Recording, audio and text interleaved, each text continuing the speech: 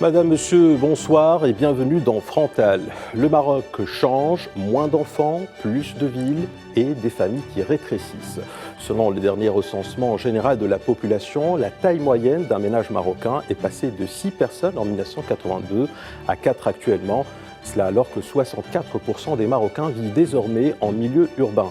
Alors derrière ces chiffres, un pays qui évolue certes, parfois dans la friction, parfois dans le silence.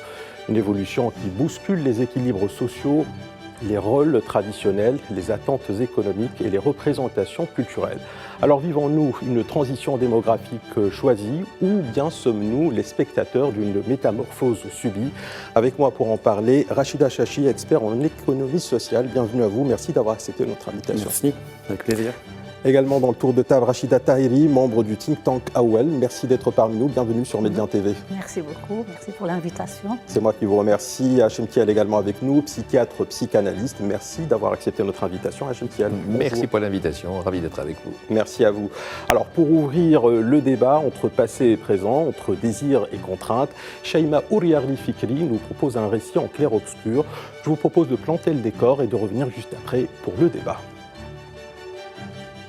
Quelque chose se délite lentement dans le silence des foyers. Le Maroc change, oui, mais ce n'est pas un changement tranquille, c'est une secousse sourde, une mutation qui remue les fondations sans toujours offrir de boussole. Un chiffre d'abord, 6, c'était le nombre moyen de personnes dans un foyer marocain en 1982. Aujourd'hui, c'est 4. L'espace familial rétrécit et avec lui, certaines certitudes. Autre chiffre, 1,8, c'est le nombre moyen d'enfants par femme. Il était de 5,4 il y a 40 ans. Le pays fait moins d'enfants, vit plus en ville, 64% des Marocains, selon le Haut Commissariat au Plan, et se pensent plus libres. Mais derrière cette modernisation apparente, les tensions montent. Selon le Conseil national des droits de l'homme, 72% des femmes estiment encore que leur rôle naturel est d'être mère. Pourtant, plus d'1 sur 2 dit vouloir moins d'enfants que sa propre mère. Le discours ne suit plus le désir. La norme pèse, même quand elle se fissure. Les jeunes aussi se détournent des modèles anciens.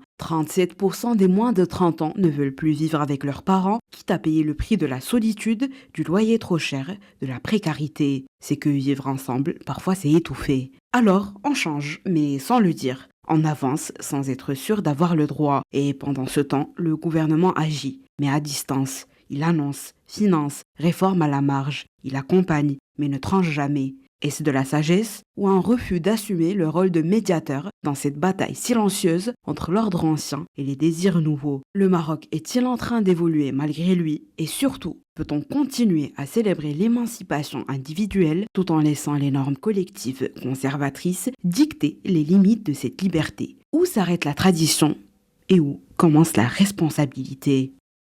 Hachem Kiel, psychiatre, psychanalyste, peut-être une première réaction à ce qu'on vient de voir ensemble et cette mutation profonde qui traverse la société marocaine. Oui, je pense que la modernité dans laquelle nous sommes, ou peut-être la postmodernité, en tout cas la société dans laquelle nous baignons, on le voit manifestement a beaucoup changé, est en train de changer et changera encore. Alors c'est intéressant de voir comme ce qui a été dit, à savoir que le rôle naturel de la femme reste malgré tout ce qu'il a pu être. Alors, ce qui est intéressant de voir, c'est quel est l'impact, comment ça se passe au niveau des représentations de tout un chacun, des femmes en particulier, dans leur place dans la société. Est-ce que ce qui est en train de se passer impacte vraiment ou pas? Qu'est-ce qui se passe également au niveau des enfants? Dans quelle mesure est-ce que, au niveau de ce qui se passe dans la construction de la personne de l'enfant, de la personnalité de l'enfant, comment est-ce que tout cela peut être impacté par ce qui se passe? Parce que c'est ça qui est intéressant et c'est ça qu'on ne réfléchit peut-être pas suffisamment. Le rôle de chacun, le rôle du père, le rôle de la mère, le rôle de la famille, le rôle dans quelle mesure est-ce que ce qui se passe en transgénérationnel, tel qu'il a pu être jusque-là, est encore reproductible ou pas? Ce sont toutes des questions qui sont posées. Je suis très content qu'on puisse en parler parce que ce sont des choses essentielles. Ouais. Parce que si on ne réfléchit pas à cela, beaucoup de choses pourront se faire et pas forcément dans le bon sens. Je crois que si le Maroc entre dans la modernité ou la postmodernité, je ne sais pas, ce qui est intéressant, c'est de voir qu'est-ce qui peut être fait pour que les choses se fassent dans les bonnes conditions, dans les règles de l'art. Rachida Tahiri, membre du think tank AOL, peut-être aussi une réaction rapidement avant d'entamer le débat. Oui, effectivement, les mutations, les vies, effectivement, donc elles sont très profondes. peut-être aussi les questions qu'on se pose aussi, est-ce que les politiques publiques accompagnent toutes ces mutations? Effectivement, le rôle biologique des femmes, il est toujours là. C'est une fonction biologique et c'est ça la différence entre un homme et une femme, c'est qu'elle a cette fonction biologique, mais comment accompagner, parce que les femmes aussi aspirent à des droits, à s'épanouir, à travailler, à avoir des loisirs, etc. Justement, donc toutes les questions. On a d'autres chiffres, par exemple, le célibat, le seuil de célibat est à... Et on a presque 10% de personnes qui ont atteint le seuil maximum de célibat qui est à 55 ans. On a l'âge de mariage qui est à 32 ans pour les hommes et 25% pour... Donc ce sont toutes des mutations profondes.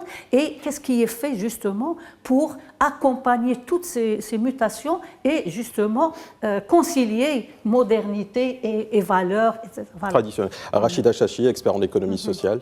Alors, il y a deux éléments qui me paraissent fondamentaux dans le reportage. Le premier, qui est une vérité absolue, c'est que peu importe l'État, peu importe la culture, la religion, le fond civilisationnel, la transition démographique est toujours subie.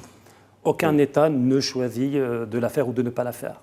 C'est une réalité planétaire qui touche avec des retards différentes sphères de la planète. Un État peut tenter de l'accélérer, peut tenter de la ralentir, peut tenter de l'infléchir, mais il va la subir.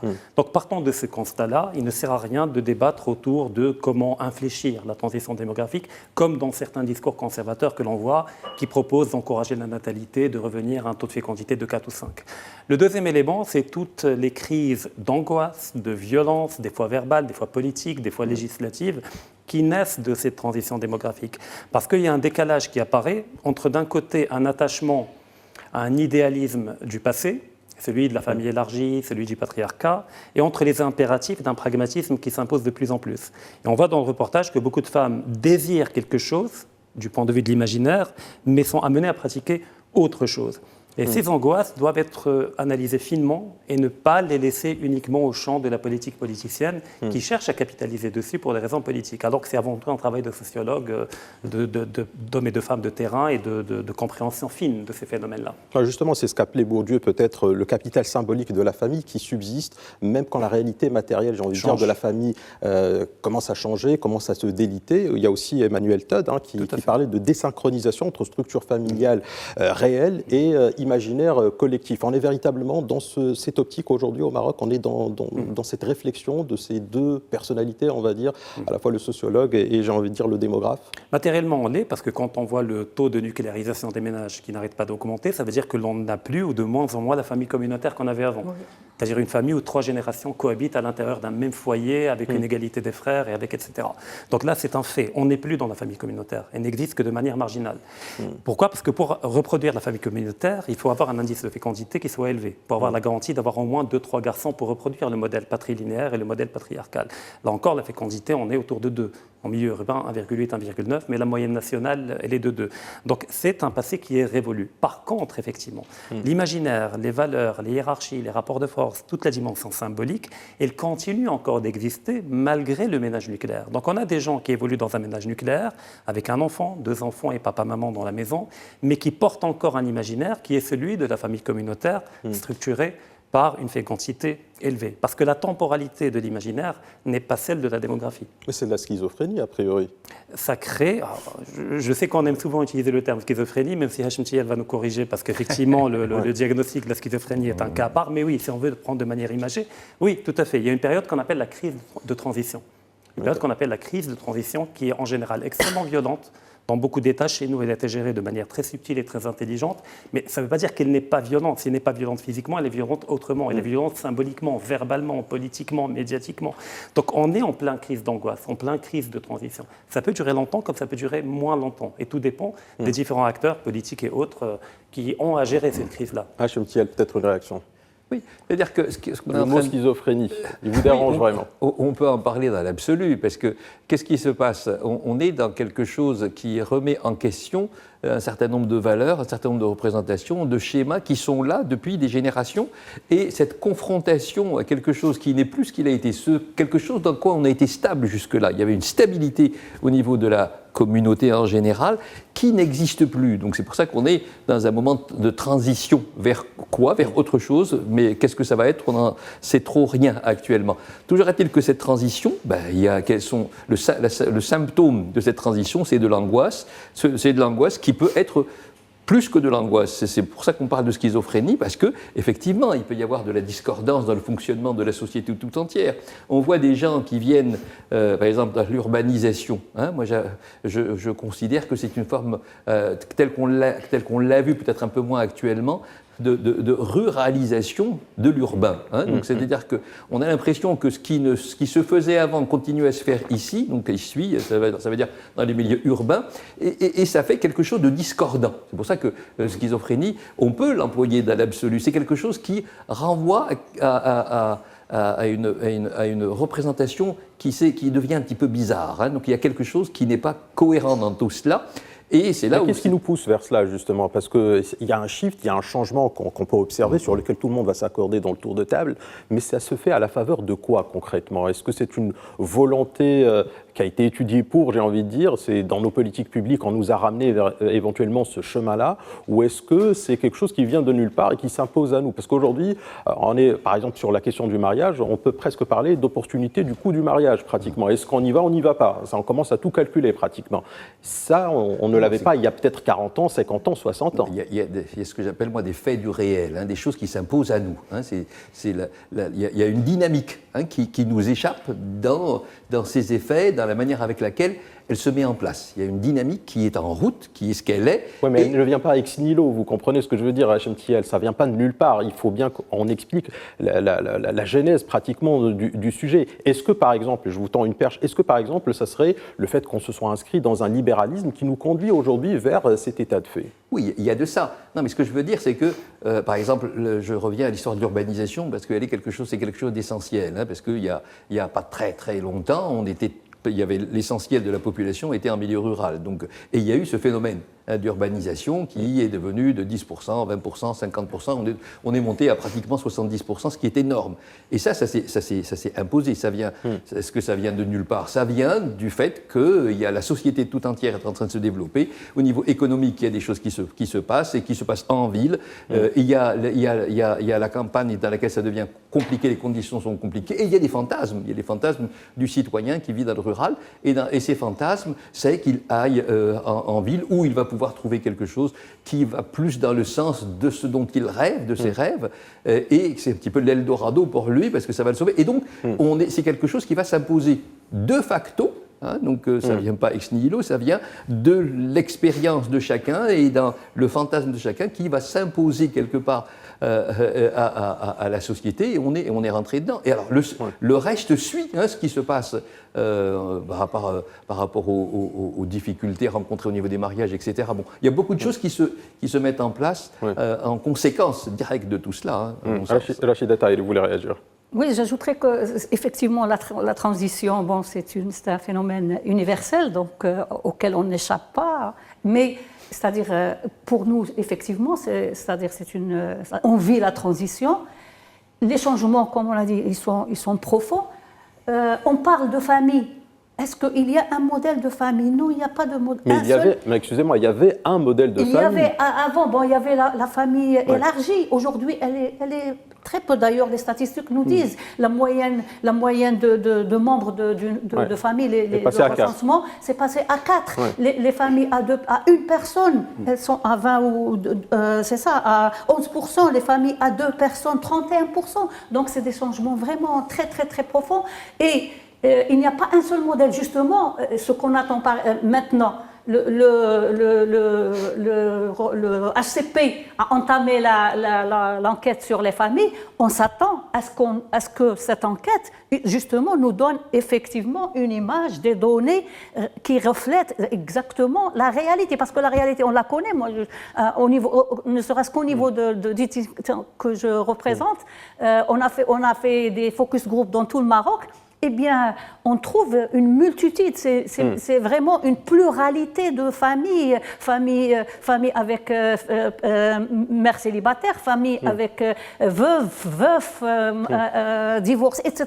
C'est-à-dire il y a une multitude, et c'est-à-dire ce qu'il y a, cette angoisse, etc., c'est parce que effectivement les politiques publiques ne répondent pas à tous ces changements, ces mutations, c'est-à-dire qui sont là. On a des mères célibataires. Est-ce qu'on les reconnaît? On ne les reconnaît pas. On a des enfants nés hors mariage. On ne les reconnaît pas. Alors qu'ils sont là, qui sont dans les institutions, qui sont... Justement, donc c'est ça ce qu'on veut, c'est-à-dire à quoi on s'attend. Est-ce que les politiques publiques, y compris les données, c'est le moyen de décision qu'on dise ou qu'on analyse justement ces transitions et les accompagner. Justement, le rural, oui, on a 40%. Et pourquoi justement cette ruralisation, ces gens qui viennent avec leur... Eh bien parce que le rural, il a été délaissé et il l'est encore, c'est-à-dire au niveau chômage, au niveau pénurie d'eau, c'est-à-dire on a vraiment la richesse, les ça fait richesses, déjà beaucoup de ressources, sujets, etc. ça fait déjà beaucoup de sujets, Rachida Taheri. Moi, je voudrais juste recentrer un petit peu les choses. Dites-moi, qu'est-ce que vous pensez aujourd'hui? Qu'est-ce que vous avez envie de répondre aux gens qui vous disent « Oui, d'accord, les politiques publiques, etc., comme vous avez dit, mais quelque part, ça serait aussi la faute des progressistes, la situation dans laquelle on est aujourd'hui, ces familles monoparentales, ces divorces, etc., et toutes ces problématiques que l'on voit aujourd'hui dans la cellule familiale, c'est la faute des progressistes et des féministes qui ont poussé tellement le bouchon trop loin qu'on se retrouve dans un modèle occidental dans lequel on ne se reconnaît pas autant que marocain. Qu'est-ce que vous avez envie de leur répondre autant que féministe progressiste? Non, en tant que féministe, on n'a pas poussé les femmes à avoir moins d'enfants. D'ailleurs, c'était une politique... Au nom de la liberté, au niveau mondial, c'est un peu le débat aujourd'hui. Moins d'enfants pour avoir une meilleure carrière, c'est ça qu'on dit. Non, c'est une politique de l'État. La planification familiale, ce n'est pas les associations, les féministes qui l'ont faite. C'est économique, c'était purement comptabilité, c'est-à-dire approche économique. C'est dans ce sens que la planification familiale a été faite. Eh bien, donc on répond, c'est pas nous. Mais en même temps, il ne faut pas, c'est-à-dire ce qu'on leur dit, la maternité ne doit pas être un moyen de réprimander les femmes. Donc, c'est-à-dire, si elle a comme fonction biologique d'avoir des enfants, eh bien, il faut qu'elle ait ses droits aussi. Et c'est au nom des droits humains, le droit à la vie, le droit à l'éducation, le droit à la santé, et tous les chiffres, toutes les données, tous les rapports au niveau national et international montrent que le Maroc reste, où il est moins classé, parce que les femmes, pour l'éducation des femmes, pour l'autonomie économique des femmes, pour la participation politique des femmes. Donc c'est dans ce sens, c'est pour cela que le Maroc est moins bien classé. Il est toujours c'est-à-dire à la fin des classements internationaux. Le point est clair. Rachida Chachi, expert en économie sociale, vous êtes d'accord avec ce que nous vient de nous dire Rachida Taheri? Les féministes, les progressistes n'y sont pour rien. Et qu'est-ce que vous avez envie de répondre aux personnes qui vous disent écoutez, vous savez quoi, on a donné plus de liberté aux femmes, elles donnent moins d'enfants statistiquement parlant, parce que là on est sur 1,8, 1,9, 2, donc même pas le seuil de remplacement générationnel. Et pourtant, on a seulement 20% de femmes qui travaillent au Maroc. N'est-ce pas là le plus grand paradoxe qui finalement pointe du doigt peut-être éventuellement la responsabilité limitée ou grande, petite, moyenne, c'est à vous de voir, de ces progressistes?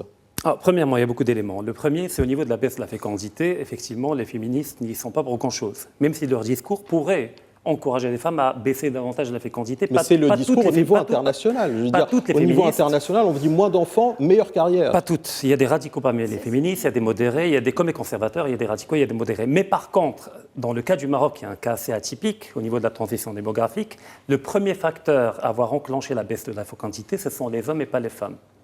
Parce que le facteur moteur de la baisse de la fécondité, c'est la montée du taux d'alphabétisation.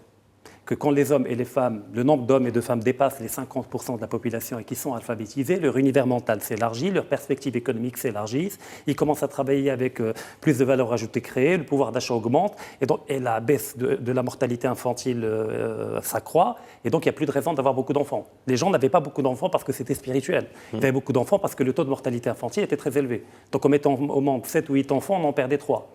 Et sur les 4 qui restent, il faut qu'il y ait au moins 2 ou 3 garçons pour reproduire le modèle communautaire. Donc c'était pragmatique, le 7 enfants par femme ou 8 enfants par femme. Ce n'était pas une valeur religieuse, spirituelle. Et aujourd'hui, c'est un autre pragmatisme. Et dans le cas du Maroc, le taux d'alphabétisation a connu une hausse chez les hommes beaucoup plus rapide que chez les femmes. Et c'est quand les hommes ont dépassé le seuil des 50% d'hommes alphabétisés que la fécondité a commencé à baisser. C'est-à-dire que les hommes ont intégré l'idée qu'on n'a plus besoin d'avoir d'enfants. Et ils ont été rattrapés plus tardivement par les femmes. Et donc on a baissé à 4, 3, puis 2, et aujourd'hui autour de 2, un peu moins de 2. Par contre, au niveau du discours politique et sociétal, nous sommes victimes de 2 extrêmes. D'un côté, on a l'extrême du côté conservateur et réactionnaire, qui idéalise la famille du passé, qui était idyllique, pure et parfaite, l'harmonie absolue, alors que c'était une boîte à névroses. La famille l'a élargie, etc. C'était plein de complexes, plein de tabous, plein de règlements de compte, plein de trucs oedipiens à l'intérieur qui se passaient, mais multipliés par 20. Et ce n'était pas très joli à voir tout le temps, même s'il avait également des côtés positifs, rassurantes, protectrices. Et l'autre extrême, c'est au niveau de l'extrémisme féministe, qui représente une minorité des féministes, qui en général sont ancrées intégralement du côté occidental, qui effectivement sont dans une logique de guerre des sexes, où effectivement l'homme est un ennemi à abattre, est un adversaire en tant qu'il est homme, et la fécondité, comme a dit une féministe célèbre, Peggy Sastre, elle avait dit que le mariage est un cercueil dont les enfants seraient des clous. Ça, c'est horrible. Voilà. Et bien, ça, je pense qu'il y a beaucoup de féministes qui ne sont pas d'accord avec cette lecture-là.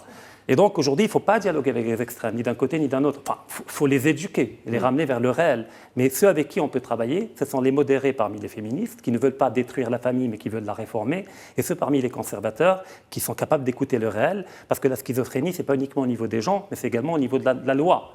Parce que je rappelle que quand l'âge moyen en premier mariage est de 30 ou 32 ans pour les hommes, 25 ou 27 pour les femmes, ça veut dire que les gens, jusqu'à 27 ans, jusqu'à 32 ans, n'ont eu aucun rapport sexuel.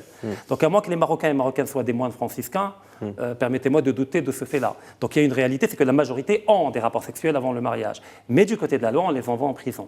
Donc là, on a une schizophrénie, un contraste flagrant entre la loi et le réel.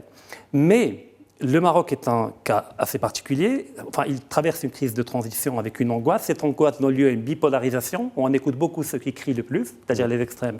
On n'écoute pas les modérés. Et quand l'État veut réformer du côté progressiste, il est obligé de tenir compte de l'autre pôle conservateur qui numériquement est important, ce qui ralentit la marche en avant. Mais malheureusement, c'est l'unique moyen d'évoluer sans créer un délitement de la société, une guerre civile qui ne dit pas son nom en interne entre les différentes strates à l'intérieur de la société. Donc la première Moudawana, je sais que ce n'est pas notre sujet, mais c'est juste pour donner un exemple. Et puis cette Moudawana-là, la nouvelle réforme, normalement, si on ne devait pas composer avec les extrêmes qui manipulent la masse conservatrice pour des raisons politiques, on aurait pu les avoir il y a 10 ans, 15 ans. Mais vous n'avez pas l'impression que les extrêmes, on n'en a plus tellement? Ou on en a moins qu'il y a 20 ans et qu'il y a 30 ans? Il commence à revenir. Il y a eu une parenthèse où effectivement il y a eu un recul des extrêmes, mais ça commence à revenir sur le devant de la scène. Ça, c'est avéré. Hachem Tiel, peut-être une réaction. Oui, c'est intéressant ce que dit Rachid. C'est intéressant. J'aurais peut-être une lecture, je ne sais pas si elle est complémentaire, dans laquelle je dirais que ce qui s'est passé, parce que je l'ai vécu moi, au moment où ça avait commencé, cet effort de l'État, de la planification familiale, ce qui s'est passé dans ce que moi j'ai pu en vivre et en garder dans mes représentations, c'est qu'il y a eu, l'urbanisation n'y est pas pour rien, n'y est pas pour rien, en ce sens que on a commencé à avoir des ruraux qui s'installent en ville, on a commencé à voir les gens qui vivent les difficultés de la vie communautaire à l'intérieur de l'urbain, et c'est devenu compliqué pour les familles de faire des enfants et d'en faire. Là, effectivement, là je te rejoins dans ce que tu dis, le fait que l'alphabétisation a joué, mais il n'y a pas que ça, je crois que c'est l'exigence du réel qui a posé sa loi et ses règles, comme il le fait toujours, montrant aux familles que c'est compliqué d'avoir plusieurs enfants, et ça s'est mis en place doucement. Alors, aidé en cela par la planification familiale qui a fait un énorme effort. Moi, je l'ai vécu en campagne. Il il y avait un énorme effort de fait, partant du principe que si on ne limite pas ça, on n'arrivera jamais à avancer au niveau du PIB, au niveau de beaucoup de choses. C'était les messages qui étaient véhiculés à l'époque, un peu moins maintenant. Donc il y a quelque chose qui s'est imposé là aussi de facto, aidé par la planification familiale, et on s'est retrouvé avec une société dans laquelle les couples se rendent compte que avoir moins d'enfants, c'est quand même beaucoup plus confortable pour la gestion des finances de la famille. C'est beaucoup économique cette histoire telle qu'elle s'est faite. C'est au nom de la rationalité économique, tout ça. Pour moi, il y a eu beaucoup de rationalité économique. Alors en plus, il y a eu l'histoire de religion aussi. À un moment donné, on disait que chaque enfant qui venait au monde, il y avait le bon Dieu qui pouvait l'amener à se nourrir. Il y a tout ça qui a été battu en brèche quand même par le fait que les Marocains ont évolué dans leur représentation et qu'on a commencé à s'autoriser à faire des choses qu'on ne pouvait pas s'autoriser, ou on ne s'autorise plus des choses qu'on pouvait s'autoriser. Donc il y a eu des changements. Alors, ce qui est intéressant, c'est de voir les modifications dans la mentalité du Marocain, la manière de penser la place de chacun, la manière de penser à un certain nombre de choses qui a beaucoup changé et qui est en train de changer, et c'est ce qui fait qu'on se retrouve actuellement avec moins de 2 enfants par famille. Je trouve ça absolument fantastique dans la mesure où en 3 décennies, beaucoup de choses ont changé. C'est assez surprenant. Ce qu'il y a, c'est que il faut comprendre que quand la société change, les gens ne se rendent pas compte de comment les choses se modifient. Mais la manière avec laquelle se modifie comment je pourrais dire, la manière avec laquelle se modifie notre interaction entre nous-mêmes et avec notre environnement, avec l'histoire des représentations qui m'est très chère, tout cela est en train, elle est en mouvance. Il y a des choses qui se modifient bien ce que vous êtes en train de dire. considérable. J'entends très bien ce que vous êtes en train de dire, mais j'ai envie de vous rétorquer la chose suivante. Ça ne change pas tellement. Pourquoi ? Parce que vous avez, par exemple, au niveau du supérieur, les filles qui sont beaucoup plus nombreuses, qui sont en tout cas plus nombreuses au niveau des universités que les hommes, que les garçons. D'accord ? Mais on ne retrouve pas ce chiffre au niveau du monde du travail. 80% ne travaillent pas, 20% à peine travaillent. Donc finalement, on est resté emprisonné dans un schéma ancestral, dans un schéma ancien. Donc c'est dire que ça change de façade, mais la réalité, c'est qu'il n'y a pas une modernité qui s'est imposée à cette société marocaine, en tout cas d'un point de vue purement économique. Les représentations les plus anciennes, les plus archaïques, sont très difficiles à déconstruire. Parce que l'être humain, il trouve son équilibre. La manière avec laquelle une femme pense sa place, sa fonction de maternante, sa fonction de mère, comme elle le pense, pour modifier cela, parce que c'est l'essence même de sa féminité. Donc c'est quelque chose qu'il est très difficile de modifier.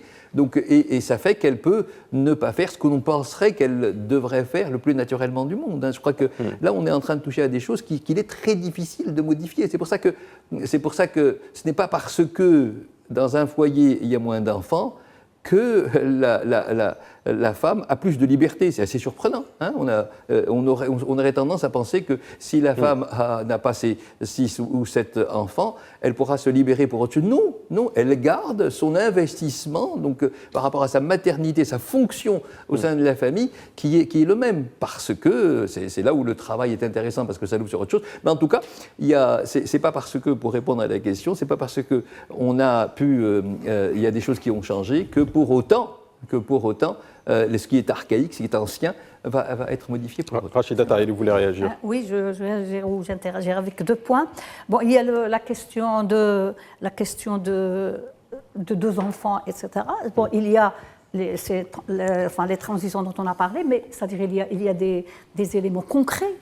On entend aujourd'hui des cadres qui disent que, par exemple, on travaille que pour l'éducation et la santé, parce que c'est devenu très, très, très cher. Donc, il y a ces facteurs économiques qui poussent les familles les couples à ne pas avoir beaucoup d'enfants, c'est-à-dire dans le passé, il y avait la famille élargie qui n'est plus. Ensuite, il y a de plus en plus de charges pour les familles et en particulier pour les femmes. On parle, c'est-à-dire la vulnérabilité elle est vécue par les familles, par les femmes, les personnes âgées. Il y a de plus en plus de personnes âgées malades et qui les prend en charge. Donc, c'est-à-dire dans ce sens, il y a, et je relie ceci à la schizophrénie au niveau des représentations et du vécu. C'est-à-dire le vécu, on le vit comme tel qu'il est, tel qu'on peut-être on le subit,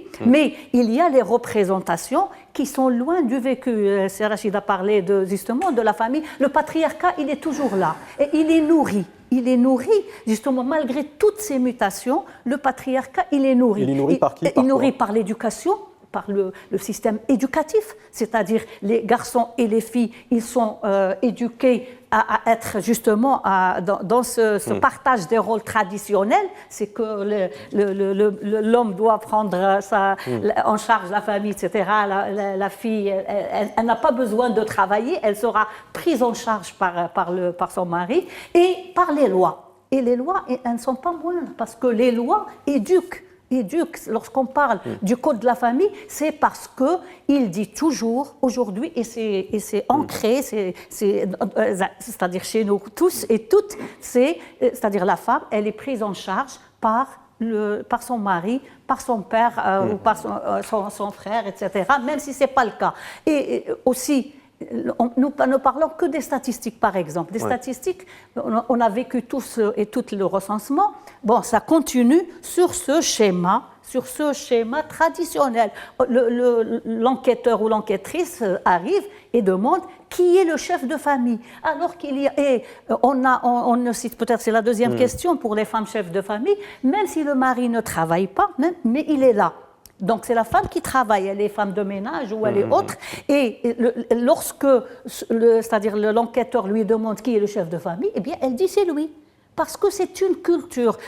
Et c'est ça donc, dont on a besoin de changer ces représentations. Elles ne changent pas toutes seules, elles changent par les lois et par l'éducation. Le point est clair. Voilà. Rachida Chachi, je vous laisse répondre. Juste après, je voudrais qu'on puisse embrayer sur la responsabilité éventuellement des gouvernements successifs qu'on a eu justement pour accompagner ce shift qui est en train de s'opérer au niveau de la société marocaine. Mais je vous laisse d'abord répondre à Rachida Taï. Effectivement. Alors, premièrement, le fait de vouloir éliminer certains facteurs discriminants entre les hommes et les femmes me pose moi personnellement problème dans la manière avec laquelle il est fait.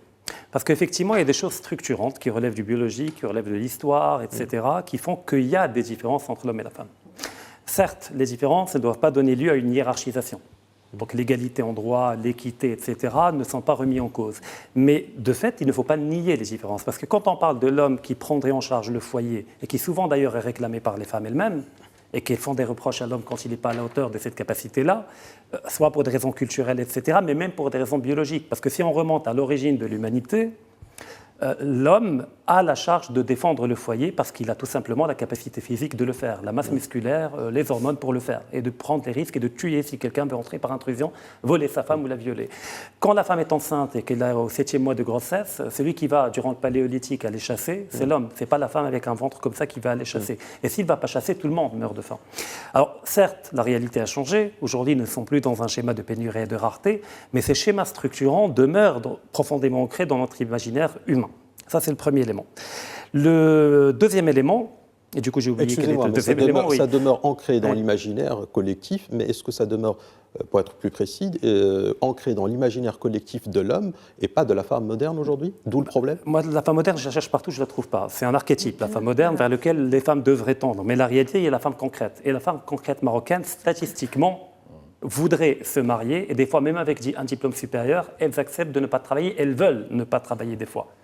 Même chez des bourgeois et des bourgeoises, on trouve la bourgeoise, elle peut travailler, mais elle décide de ne pas travailler pour avoir le confort du non-travail, avec des femmes de ménage qui éduquent les enfants, et avec une liberté d'aller faire de la peinture, de se réinventer en poétesse. Donc ces phénomènes, on les a. Donc ce qui est profondément ancré au niveau de la femme, c'est également d'accéder au confort à travers le mariage. La plupart des cas où l'homme et la femme travaillent, c'est parce qu'ils n'ont pas le choix. Croyez-vous que l'homme, quand il se réveille tous les jours à 6 h du matin pour rentrer à la maison à 20 h, il le fait parce que c'est un privilège? Il le fait parce qu'il est obligé de travailler. Même un homme préférait ne pas travailler. Mais culturellement, historiquement, la femme peut se permettre de recourir à ce privilège de ne pas travailler. L'homme n'a pas le droit de recourir à ce privilège. Même donc c'est une obligation. 2025. Même aujourd'hui, partout, dans toutes les cultures, peu importe, l'Occident, le Maroc, etc. Techniquement, l'homme ne peut pas ne pas travailler. La femme peut, c'est un choix. Et moi, je lutte, non pas pour que toutes les femmes travaillent, mais moi, je lutte pour que toutes les femmes puissent avoir la liberté de choisir de travailler ou pas de travailler. Et que si elles choisissent de ne pas travailler, elles puissent vivre dans la dignité sans dépendre de manière hiérarchique de son mari. Mais quel est ce choix? C'est un chemin difficilement plausible, j'ai envie de dire. C'est oui, de ne pas travailler, de ne pas dépendre de son mari, dépendre de qui alors? C'est un horizon lointain. Non, et puis dépendre de son mari, mais que ça ne prenne pas la forme d'un chantage. C'est-à-dire, je te donne, mais en échange, voilà, tu te comportes de cette manière, tu fais etc. D'où le fait que moi, je suis contre la codification intégrale du mariage, avec une judiciarisation totale du mariage, qui vide le mariage de toute substance féerique ou qui permettrait de réenchanter le monde. Mais c'est pas un peu naïf, excusez-moi. C'est peut-être un peu naïf, mais la politique doit puiser dans la naïveté, doit puiser dans le mythe et doit puiser dans un horizon lointain, peut-être inatteignable, mais vers lequel on devrait au moins tendre et tenter de s'en rapprocher. Mais de toutes les manières, nous au Maroc, on puise le code civil du code Napoléon, et on voit un petit peu comment le code Napoléon a véritablement assigné des rôles à la femme et à l'homme, et puis on peut même dire qu'il y a là une sorte d'assujettissement de la femme. On est donc loin de cet idéal que vous êtes en train de partager avec nous, qui peut-être n'arrivera jamais au Maroc. Mais il n'y a pas que le code Napoléon, il y a également une certaine lecture de la charia, et je fais qui s'agrège avec le code Napoléon pour aggraver la situation et pour parfois faire porter à l'homme un fardeau dont il n'a pas forcément besoin, en lui donnant des surobligations et en délestant des fois les femmes de certaines obligations, mais en lui donnant des obligations dont elle n'a pas besoin forcément. Donc effectivement, on a un vrai problème, mais ce n'est pas une fatalité. Ça, c'est un héritage avec lequel on doit composer, mais dont on devrait s'émanciper intelligemment en gardant ce qu'il y a de mieux dans le passé et en évacuant ce qu'il y a de plus indigne. Très rapidement, parce qu'on a une contrainte de temps, je vous laisse réagir, Rachida Taï, je reviens après à la responsabilité des différents gouvernements, mais je vous laisse d'abord réagir très rapidement, si vous voulez. Rapidement, non, bon, peut-être j'interagis avec Rachid, c'est la question que les femmes ont le privilège de ne pas travailler. Devraient avoir. Là, de ne pas travailler, oui. Donc, c'est-à-dire historiquement. Alors je dirais que est-ce que les femmes ne travaillent pas? Justement, c'est même les concepts qui sont construits, femmes actives, femmes non actives, ben, les femmes, c'est-à-dire c'est le partage, il y a un partage traditionnel des rôles, oui, les femmes travaillent à l'intérieur, dans le privé, et les hommes dans l'espace public. Mais ça ne veut pas dire qu'elles ne travaillent pas. Elles travaillent, elles contribuent. Et ce qui est, c'est-à-dire aujourd'hui, est-ce que les femmes, jusqu'à 2004, dans le code de la famille, on avait l'obéissance. Les femmes étaient interdites de travailler. Rappelons-nous, c'est pas loin. La femme n'avait pas le droit d'avoir son passeport sauf autorisation du mari ou du père ou du mâle. Excusez-moi, mais en 2004, elles avaient le droit de travailler. Ce n'était pas écrit noir sur blanc qu'elles n'avaient pas le droit de travailler en 2004. Non. La Moudawana de 2004 n'a jamais dit ça. Sauf erreur de ma part, c'est vous la spécialiste. Non, c'est en 93 que ça a été changé, la loi pour justement permettre aux femmes de travailler et d'avoir un commerce, etc. C'est juste en 93-94. C'est-à-dire l'héritage historique, sociologique, etc., on l'a tous intériorisé, etc., et il n'est pas loin. Donc si aujourd'hui des femmes aussi veulent se marier, c'est que justement cet héritage est encore là, mais il n'est pas chez toutes les femmes, chez toutes les filles. Mais ce qu'on trouve d'un autre côté, c'est que les femmes, leur travail n'est pas reconnu, leur contribution n'est pas reconnue, qu'elles travaillent ou qu'elles ne travaillent pas, leur contribution n'est pas reconnue dans le patrimoine familial. Et c'est une grave discrimination lorsque un couple a une maison, je donne un exemple, a une maison, il n'a pas de garçon, il n'a que des filles ou n'a pas de filles, et au moment du décès, eh bien, il faut chercher un cousin, on ne sait pas d'où, pour hériter, alors que cette femme qui a construit tout ce patrimoine, elle n'y a pas le droit, elle a une petite... Non, mais avant d'arriver là, si vous permettez... Allez-y. Je pense qu'attribuer le désir des femmes de se marier ou des femmes qui veulent se marier uniquement à la question de l'héritage et de l'influence culturelle me paraît un peu trop facile. Il y a des éléments qui sont ancrés au niveau de la femme, au niveau de sa composition même biologique, qui font qu'elle est motivée par un critère de sélection sexuelle qui est fondée sur la capacité de l'autre partenaire à garantir la survie de ma progéniture. Historiquement, c'était l'agressivité, la capacité de la masse musculaire. Aujourd'hui, c'est le pouvoir d'achat, c'est d'autres éléments. Mais la femme, en tant que l'homme, sont programmés pour reproduire l'espèce. La culture peut atténuer, elle peut hypertrophier, mais le fait est là. Et donc, il y aura toujours des jonctions entre mâle et femelle pour avoir une procréation. Ça prend la forme culturelle du mariage. Donc, ce n'est pas la culture qui assigne la femme au mariage. C'est un besoin qu'a la femme et le besoin qu'a l'homme de se rencontrer pour réaliser quelque chose qui les dépasse, c'est-à-dire de reproduire l'espèce. Comme chez les animaux, mais à un niveau plus complexe au niveau de l'être humain. Oui. Voilà. Donc, la femme n'épouse pas un homme parce que la culture et l'éducation de sa maman et de son papa. Non, parce qu'elle veut épouser un homme, parce qu'il y a quelque chose en elle qui veut qu'elle ait un conjoint. De discrimination. Non, alors, là, c'est un autre élément. Après, il ne faut pas tomber dans un autre piège. C'est que quitter la tutelle du mari pour intégrer la tutelle du patron, ça ne fait pas une jolie émancipation. Parce qu'effectivement, le travail que vous qualifiez de la femme à l'intérieur de la maison, qui a toujours existé, oui, mais je m'interdis de l'appeler travail. Car si on tombe dans le piège de l'appeler travail, le travail est un lien de subordination hiérarchique. Donc la femme, non, la femme faisait un sacrifice de soi, faisait un don de soi. De même que quand l'homme partait à la guerre pour défendre sa famille, il faisait un don de sa propre vie, pour éviter qu'une armée adverse ne vienne violer sa femme et tuer ses enfants. Donc dans le mariage, on n'est pas dans une logique de travail, on est dans une logique de don et de sacrifice. Par contre, quand la femme se considère émancipée, tombée dans la manipulation néolibérale et capitalistique, en s'émancipant par le travail, au fait, elle va entrer dans un lien de subordination hiérarchique vis-à-vis d'un autre homme. Statistiquement, les entreprises sont dirigées par les hommes majoritairement, avec qui elle va passer plus de temps qu'avec son propre mari ou avec ses propres enfants. Mais Rachida Chachi, si on suit la logique qui est la vôtre, si on suit cette logique, effectivement, elle aura peut-être plus de liberté dans la sphère privée et peut-être moins de liberté dans la sphère publique. Et donc à partir de là, c'est-à-dire qu'au niveau du foyer, elle sera pratiquement libre parce qu'elle a une autonomisation financière au même titre que son mari.